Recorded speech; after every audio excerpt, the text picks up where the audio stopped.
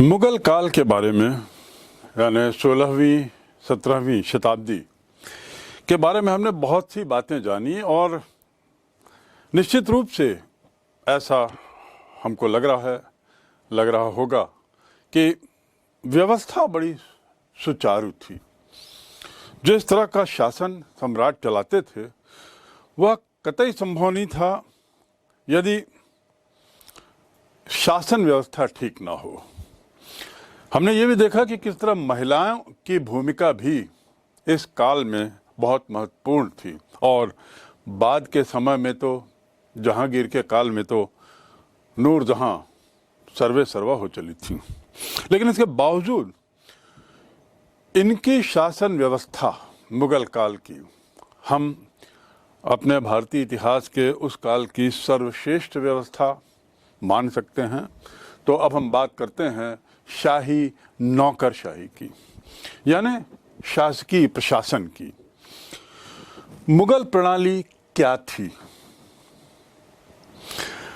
भारतीय इतिहास की सर्वाधिक सुनिश्चित, सर्वाधिक सुव्यवस्थित और सबसे ज़्यादा सर्वाधिक सुसंगठित शासन व्यवस्था के रूप में इसे देखा जाता है। पूरे विस्तार में थी। ये भारतीय और विदेशी दोनों तरह की शासन व्यवस्थाओं का एक तरीके से सम्मिश्रण था। जहाँ तक केंद्रीय व्यवस्था की बात थी या हम प्रांतों की व्यवस्था की बात करें तो केंद्रीय और प्रांतीय शासन प्रबंधन जो था वह मूल रूप से फारसी, अपनी प्रकृति में वह फारसी था और फारसी शासन व्यवस्था से मानो पूरा ले लिया गया था। यह केवल केंद्र और प्रांतों की बात हो रही है। यदि हम नीचे जाएं, यानी प्राथमिक स्तर पर, स्थानीय स्तर पर, तो स्थानीय स्तर पर हम देखेंगे कि जो व्यवस्था थी वह भारतीय थी। ये एक बहुत बड़ी समझदारी का काम मुगल सम्राटों ने किया था, क्योंकि स्थानीय व्यवस्था तक फारसी व्यवस्था की पहुंच होना और स्थानीय लोगों तक उसकी समझ होना ये शायद बहुत कठिन काम होता है इतने विशाल सम्राट में, इसे विशाल साम्राज्य में। तो इसलिए उन्होंने यह मामला स्थानीय लोगों तक ही छोड़ दिया और स्थानीय व्यवस्था जो थी वो स्थानीय परंपराओं और स्थानीय नियम कानून के अनुसार चलने की एक तरह से अनुमति दी। इस फारसी व्यवस्था में जो केंद्र और प्रांत थे इसका हमने जिक्र किया कि वह जैसे का तस ले लिया गया था। केंद्रीय व्यवस्था आखिर कैसी थी? तो हम थोड़ी सी बात करें केंद्रीय शासन पर। तो केंद्रीय शासन में सबसे पहले आते थे सम्राट, सर्वे सर्वा, सर्वश्रेष्ठ, सर्वोपरि और इसके साथ ही सर्वोच्च अधिकारी।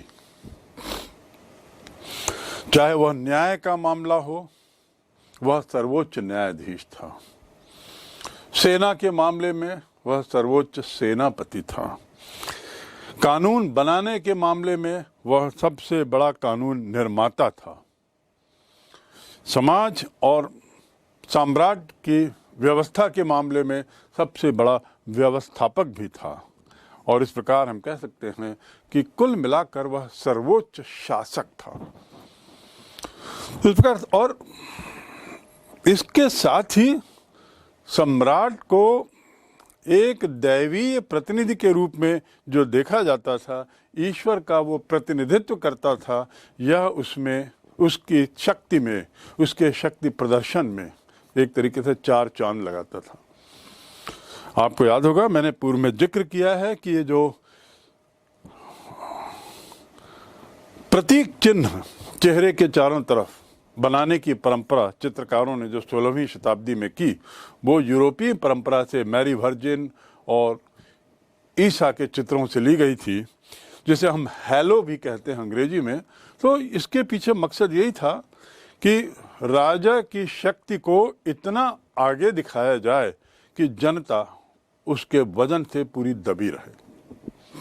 और इस प्रकार दैवी प्रतिनिधि की भावना की कल्पना भी इसी रूप में सामने आई थी। तो हम कह सकते हैं कि कुल मिलाकर सम्राट जो था वह सर्वोच्च शासक, सर्वोपरि था। केंद्रीय शासन की श्रृंखला में जो दूसरा जो स्थान था वह था मंत्री परिषद का। मंत्री परिषद में प्रशासनिक कार्यों के लिए, प्रशासनिक कार्यों में सहायता करने के लिए विभिन्न विभागों के मंत्री हुआ करते थे, और ये मंत्री जो हैं इनकी नियुक्ति सम्राट ही करते थे। तो हर विभाग के लिए मंत्रियों की नियुक्ति करना भी सम्राट का ही एक दायित्व होता था, और वह अपनी पसंद के, अपने विवेक से, अपने कौशल से वह तय करता था कि किसे मंत्री बनाया जाए और किस विभाग का मंत्री बनाया जाए। यदि हम मंत्रियों की बात करें तो उसमें मंत्रीगण, मंत्रिमंडल में सबसे ऊंचा स्थान था प्रधानमंत्री का, जिसे वकील भी कहते थे और बाद में वजीर भी कहा जाने लगा। प्रधानमंत्री, वकील, वजीर, ये एक ही शब्द है। ये इनका जो दायरा था वह अपरिमित था। दूसरे शब्दों में एक प्रधानमंत्री सभी विभागों का अध्यक्ष माना जाता था। जैसा आज भी प्रधानमंत्री यानी सभी विभागों के अध्यक्ष के रूप में ही देखते हैं, ऐसी ही परिकल्पना के साथ उस समय भी प्रधानमंत्री या वजीर को देखा जाता था, और वह इस हिसाब से, इस मायने में बड़ा ताकतवर होता था। शायद इसी कारण अकबर ने बैरम खान के बाद इस पद को ही हटा दिया, वजीर की नियुक्ति ही समाप्त कर दी। कारण शायद ऐसा लगता है कि तत्कालीन सम्राट केंद्र शासन में या तत्कालीन शासन में किसी दूसरी सत्ता को अपने निकट नहीं देखना चाहते थे, क्योंकि ये संभावना हमेशा रहती थी कि इतने ताकतवर सत्ता कहीं और केंद्रित ना हो। इसलिए संभवतः अकबर ने वजीर और या प्रधानमंत्री की जो नियुक्ति थी उसे समाप्त कर दी। मंत्रीगणों की श्रेणियों की बात करें तो उसमें दूसरी श्रेणी है दीवान या वित्त मंत्री।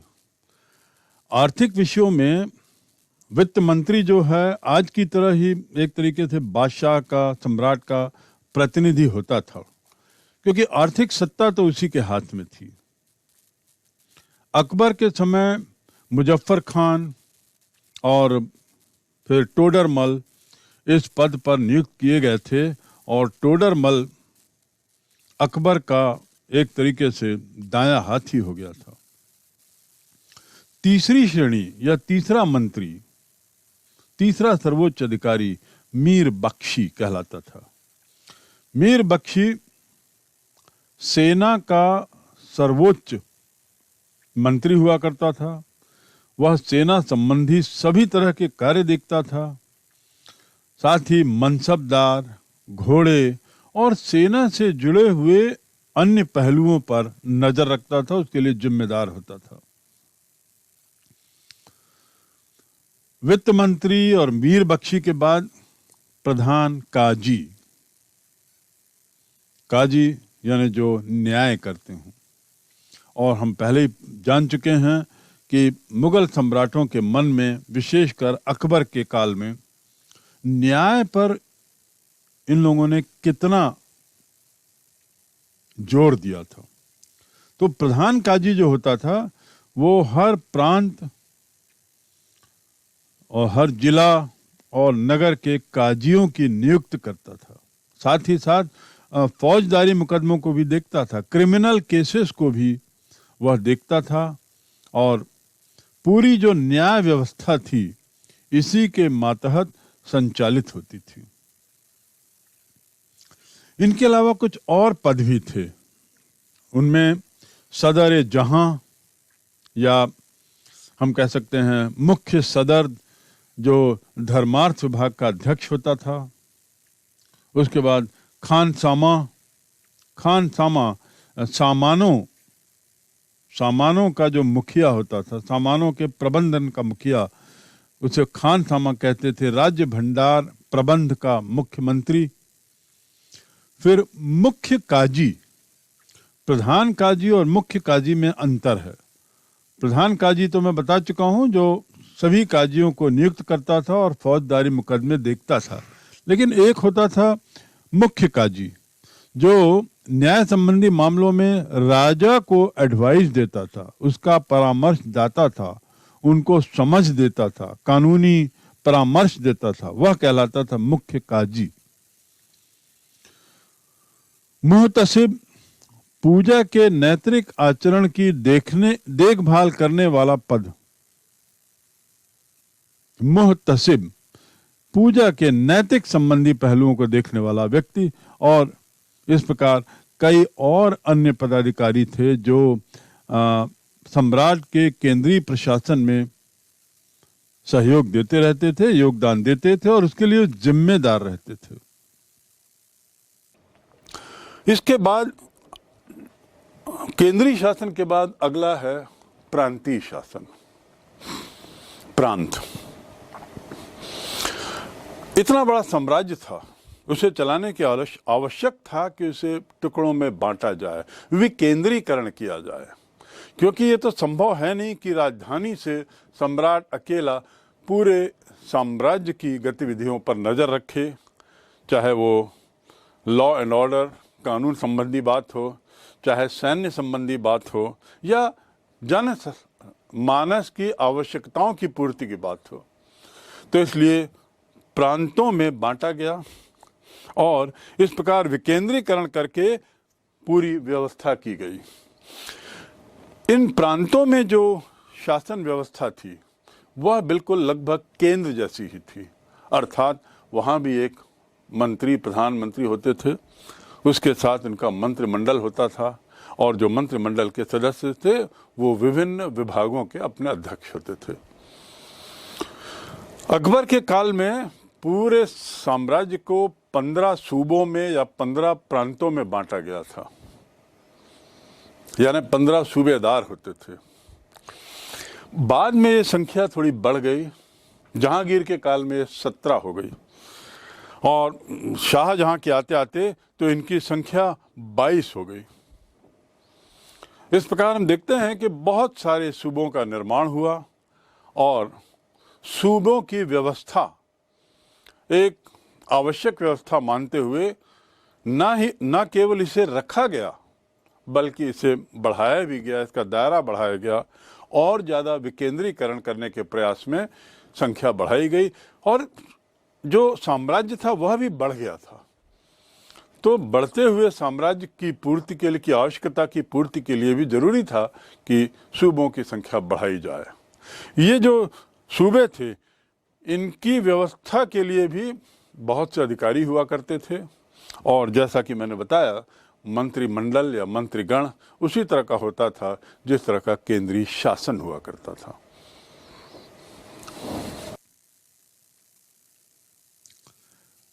प्रांतीय व्यवस्था के प्रमुख अधिकारी तो थे, पहला सूबेदार जो प्रांत का सर्वोच्च अधिकारी कहलाता था, सूबेदार। दूसरा था दीवान, जैसा कि शब्द से ही लगता है, दीवान यानी आर्थिक मामलों को देखने वाला। वह राज्य का, प्रांत का सर्वोच्च वित्तीय अधिकारी होता था। तीसरा बख्शी, बख्शी यानी प्रांतीय सेना का सर्वोच्च अधिकारी। फिर वाकिया नवीस, वाकिया नवीस होते थे जो प्रांत के गुप्तचर विभाग के मुखिया होते थे और यह गुप्तचर विभाग तत्कालीन काल में उस समय एक बहुत महत्वपूर्ण विभाग माना जाता था, खुफिया विभाग। तो उसके मुखिया को कहते थे वाकिया नवीस। एक अन्य प्रांतीय पद था कोतवाल, जो कोतवाल यानी सभी नगरों के प्रबंधकों को कोतवाल कहते थे। फिर सदर काजी, सदर काजी एक ऐसा ओहदा था, एक ऐसा पद था जिसमें जनता की जो नैतिक नैतिक चरित्र पर नजर रखने वाला, किसी तरह के गैर नैतिक कार्यों में लिप्त पाए जाने पर उन मामलों को देखने का कार्य सदर काजी का हुआ करता था। तो दूसरे शब्दों में नैतिक मूल्यों को लेकर भी प्रांतीय स्तर पर अधिकारी नियुक्त किए जाते थे। इसके बाद आते हैं हम जिला प्रशासन पर। प्रत्येक प्रांत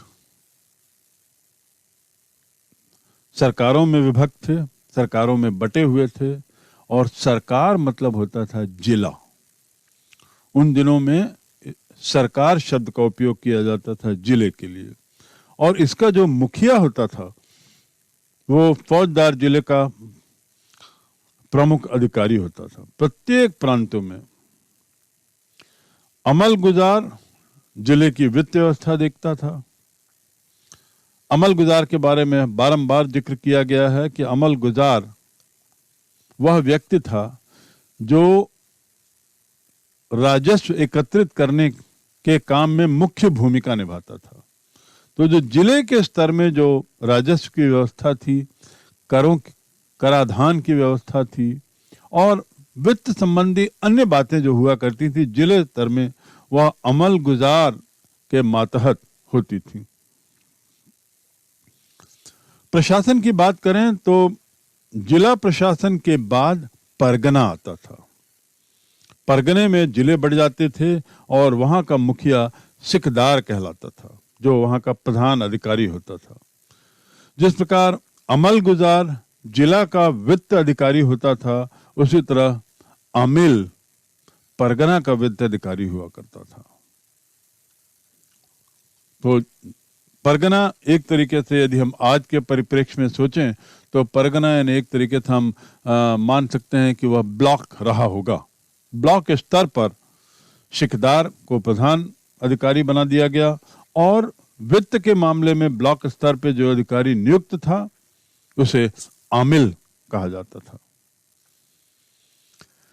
अगली जो व्यवस्था जो बहुत चर्चित रही मुगल काल में, वह थी मनसबदारी व्यवस्था। चंगेज खान, जिसका नाम आप लोगों ने जरूर सुना होगा, मंगोल क्षेत्र से उपजा बहुत प्रसिद्ध राजा सम्राट। चंगेज खान ने उसकी जो सेना थी उसको दशमलव पद्धति से बनाया था। उसका जो गठन किया था सेना का दशमलव पद्धति से। सबसे छोटी इकाई 10 और सबसे बड़ी इकाई 10,000। किसकी छोटी इकाई और बड़ी इकाई? सेना की जो सबसे छोटी यूनिट थी उसमें 10 सैनिक, और जो सबसे बड़ी यूनिट कहलाती थी उसमें 10,000। भारत में अकबर ने जो मनसबदारी प्रथा लागू की थी, उस मनसबदारी प्रथा में भी चंगेज खान के यही दशमलव पद्धति को अपनाया उसने, और वैज्ञानिक दृष्टिकोण अपनाते हुए बड़े वैज्ञानिक तरीके से उसने मनसबदारी प्रथा को प्रारंभ किया। A.J. कैसर जो प्रसिद्ध इतिहासकार हैं, उस काल के इतिहास लिखने वालों में, उनके अनुसार तो अकबर ने 1573-74 में मनसबदारी प्रथा आरंभ की, और उसकी शुरुआत ही उसने इस दशमलव पद्धति के आधार पर सेना के यूनिटों के निर्माण के साथ की।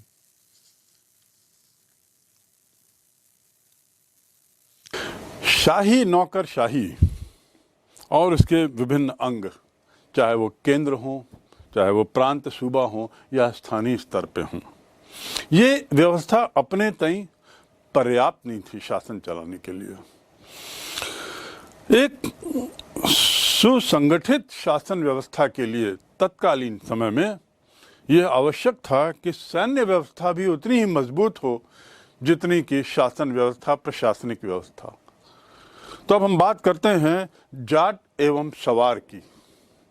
ये क्या थे? ये बड़ा रोचक है उस समय की सैन्य व्यवस्था को समझने का, और किस तरीके से एक बुद्धि लगाकर कैसे सुनिश्चित किया गया कि इस बड़ी संख्या में सेना उपलब्ध रहे, लेकिन साथ ही साथ उसको देखने का कार्य, उसके मेंटेनेंस का कार्य किसी अन्य पर छोड़ा जा सके।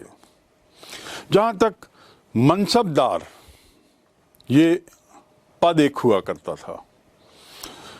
जाट एवं सवार ये दो पदों के नाम हैं, और ये पद किसी एक व्यक्ति पर सीमित, एक व्यक्ति को दिए जाते थे। दूसरे शब्दों में, एक व्यक्ति जिसे मनसबदार कहा जाता था, उसे दो अन्य पद उसे धारण करने होते थे। पहला पद कहलाता था जाट। ब्लैक मैन के अनुसार एक मनसबदार, ब्लैक मैन आपको याद होगा, जिसका जिक्र मैंने पूर्व में बारंबार किया है, जिसने मुगल इतिहास पर काफ़ी विस्तार से लिखा है और अनुवाद किया है। एक अंग्रेज जिसने इन ग्रंथों को, तत्कालीन ग्रंथों को जो फारसी में लिखे गए थे, संस्कृत में लिखे थे, उनके अनुवाद में इसका बहुत बड़ा योगदान है। उसने लिखा है कि जो एक मनसबदार जो होता था, मनसबदार दो पदों का वो रखता था अपने पास रुतबा, और इसमें पहला था अपने पास उसके जितने सैनिक हैं उतने का वो जाट कहलाता था, और जितने घुड़सवार हैं उतने का वह सवार का सूचक होता था। दूसरे शब्दों में, यदि ठीक दूसरे शब्दों में बताया जाए तो एक व्यक्ति मनसबदार है। मनसबदार होने की हैसियत से वह दो ताकतें, दो शक्तियां या दो पद अपने पास रखता है। पहला पद कहलाता है जाट, अर्थात सैनिकों की संख्या कितनी रखता है। यदि सैनिकों की संख्या वो 5000 है उसके पास, अपने खुद के सैनिकों की संख्या, इसका मतलब वह मनसबदार 5000 जाट का मनसबदार है। साथ ही वही मनसबदार घोड़े भी रखता था और उसके पास घुड़सवार भी होते थे। कल्पना करिए यदि उसी मनसबदार के पास 2000 घुड़सवार हैं, तो इसका मायने ये हुआ कि एक मनसबदार के पास 5000 जाट और 2000 घुड़सवार, 2000 सवार हैं। तो इस प्रकार उसका ओहदा जाट और सवार के आधार पे निर्धारित होता था। ये घुड़सवारों की संख्या, ये शब्द जो हैं घुड़सवारों की संख्या और पैदल सेना की संख्या के सूचक थे। 1611 में, यानी जहांगीर के काल में, उसने खुर्रम को, अपने बेटे शाहजहां को, उसने 10,000 जाट और 5,000 सवार का मनसब दिया था। मैं पुनः दोहरा दूं, 10,000 जाट और 5,000 सवार का मनसब जहांगीर ने अपने बेटे खुर्रम को दिया था। तो इस प्रकार वह एक मनसबदार का ओहदा भी रखता था राजकुमार के नाते। यहाँ पर यह आपको जानना होगा कि इन मनसबदारों की बहुत सी श्रेणियां थीं। जैसा कि बताया गया है कि मैंने बताया कि 5,000 पैदल सैनिक, 2,000 घुड़सवार सैनिक, तो वो 5,000 जाट और 2,000 सवार का मनसबदार है। ऐसे ही कोई मनसबदार 15,000 का सवार और 20,000 का जाट रखे तो उसका ओहदा कुछ दूसरा है। इसको लेकर हम श्रेणियों की बात कर सकते हैं, और उन श्रेणियों में अबुल फजल, जो तत्कालीन ग्रंथ को जिसने लिखा है आयन अकबरी, अकबरनामा, आयन अकबरी में वो 66 मनसब, 66 श्रेणियों के जिक्र करता है। मनसबदारों की 66 श्रेणियां वो बताता है, 66। लेकिन जब उसको विस्तार से पढ़ा जाए तो उसने कुल मिलाकर मात्र 33 श्रेणियों का विस्तृत उल्लेख किया है। 33 श्रेणियों का विस्तृत उल्लेख किया है। वैसे 66 श्रेणियां रही होंगी। अकबर के काल में सबसे ज्यादा मनसब 10,000 का हुआ करता था और सबसे कम 10 का। ये अकबर के काल की बात करें, 10,000 का मनसब सबसे बड़ा और 10 का मनसब सबसे छोटा। 5,000 के ऊपर के जो मनसब थे वह सामान्यतया या हमेशा शाही परिवार के लोगों को, चाहे वो राजकुमार हों चाहे वे शाहजादे हों, इन लोगों को दिया जाता था, क्योंकि बड़े मनसब यानी बड़ी ताकत। तो इसलिए ये जो बड़े मनसब थे जिनको हम 5,000 के ऊपर की संख्या मान सकते हैं, ये सामान्यतः शाहजादों को, राजकुमारों को दिए जाते थे और अकबर काल में 10,000 अधिकतम था। लेकिन अकबर के बाद, तुरंत बाद थोड़ी स्थितियां बदली और 12,000 तक के मनसब दिए जाने लगे। और तो और जहांगीर के काल में मनसबदार की ये जाट सवार रैंक जो था, ये जो श्रेणी थी, वह बढ़ के अधिकतम 40,000 पहुंच गए, 40,000। कहाँ अकबर ने 10,000 उसकी ऊपर की सीमा रखी थी और यहाँ जहांगीर 40,000 दे रहे थे और शाहजहां और 2 कदम आकर उसने मनसबदारी 60,000 की भी रखी। तो इस प्रकार हम कह सकते हैं कि इन मनसबदारों की बहुत सारे वर्ग थे और इनकी मूलतः मनसब में 3 श्रेणियां थीं। प्रथम श्रेणी, यदि जाट मनसब 5,000 यानी बराबर हैं, जाट और मनसब दोनों बराबर हैं, 5,000 और 5,000, तो वो पहली श्रेणी का मनसबदार कहलाएगा, यानी सबसे ऊंचा, मनसबदारों की श्रेणी में सबसे ऊंचा। 5,000 बराबर होना। और दूसरी श्रेणी ऐसी होती थी जिसमें जाट मनसब 5,000 और सवार मनसब 2,500 से अधिक हों। 5,000, 2,500। तीसरी और अंतिम श्रेणी जिसमें जाट मनसब 5,000 और सवार मनसब 2,500 से कम हों। तो इस प्रकार ये 3 श्रेणियां बना दी गई थी मनसबों को लेकर। और जैसा मैंने बताया कि 66 मनसबों का उल्लेख है और मोटा मोटा ये उसका वर्गीकरण है। इन मनसबदारों की जो नियुक्ति होती थी या पदोन्नति थी या उनको पद से हटाने का काम होता था, वो सब राजा के द्वारा होता था, सम्राट के द्वारा ही, सम्राट के नाम से ही होता था। 10 से 500 तक जो थे वे लोग मनसबदार कहलाते थे। 500 से 2,500 तक के मनसबदार अमीर कहलाते थे और 2,500 से अधिक के मनसबदार अमीर ए उम्दा कहलाते थे। तो इस प्रकार मनसबदारों की ये श्रेणियां जो 3 प्रकार से हैं, इनके नामकरण इस प्रकार किए गए थे: मनसबदार, अमीर और अमीर ए उम्दा। जहांगीर के समय में दुअप्पा और सियप्पा प्रणाली लागू हुई। ये क्या है? और को ये याद रखना जरूरी है कि ये जो प्रथा है दुअप्पा और सियप्पा की, वह जहांगीर के काल में लागू हुई। इसके तहत सवार पद में वृद्धि होती थी, केवल सवार में। दुअप्पा का मतलब सवार के पद के 2 गुने घोड़े, और इसका आशय मतलब ये कि सवार के पद के 3 गुने वाले सियप्पा। 3 गुना घोड़े, 2 गुना घोड़े। 1 अप्पा मतलब सवार के पद के बराबर घोड़े। सवार का पद आपको जितने का मिला है, 5,000 का सवार का पद है तो 5,000 घोड़े होंगे। तो ये इस प्रकार वर्गीकरण किया गया था, श्रेणियां बनाई गई थी अपने मनसबदारों को बांटने के लिए।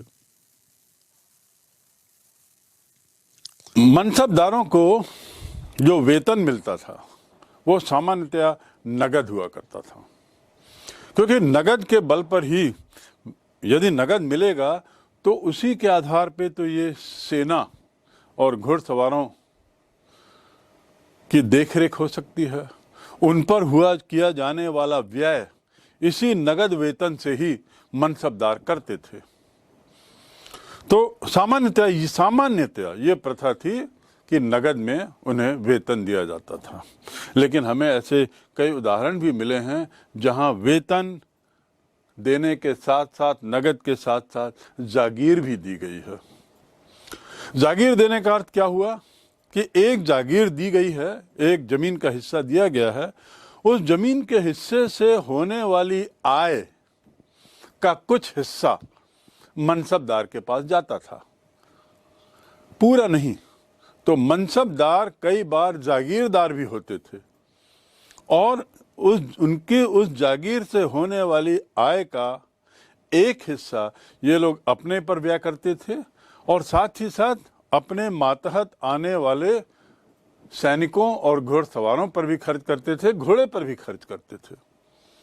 तो इस प्रकार हम कह सकते हैं कि जागीर देने की प्रथा भी उस समय जो की गई वह उन लोगों को और ज़्यादा ताकतवर बना रही थी। ये जो मनसबदारी व्यवस्था थी, ये मुगल काल की एक बहुत मजबूत, बहुत ही मजबूत व्यवस्था थी और मुगल सैनिक प्रबंधन का एक तरीके से वो मुख्य आधार थी। मुगल सैनिक सत्ता, मुगल सैनिक प्रबंधन पूरी तरह इस मनसबदारी व्यवस्था पर आधारित था। मुगल साम्राज्य के विस्तार, मुगल साम्राज्य के व्यवस्थापन और मुगल साम्राज्य की सुव्यवस्था में इस मनसबदारी प्रथा ने बहुत महत्वपूर्ण भूमिका निभाई। तो मनसबदारी व्यवस्था एक बहुत ही अहम व्यवस्था थी और हाँ, इसके साथ ही इस मनसबदारी व्यवस्था के जरिए एक और प्रयास भी किया गया था हिंदू और मुस्लिमों को बराबर निकट रखने का, क्योंकि मनसबदार नियुक्त करते समय धर्म और जाति नहीं देखी जाती थी, कौशल, समर्पण और ये भावनाएं किसी को मनसबदार बनाने के पीछे निहित होती थी। तो इस प्रकार हम कह सकते हैं कि मनसबदारी व्यवस्था जो थी वह एक अत्यंत महत्वपूर्ण व्यवस्था थी और इस व्यवस्था में हिंदू और मुस्लिम दोनों ही नियुक्त किए जाते थे।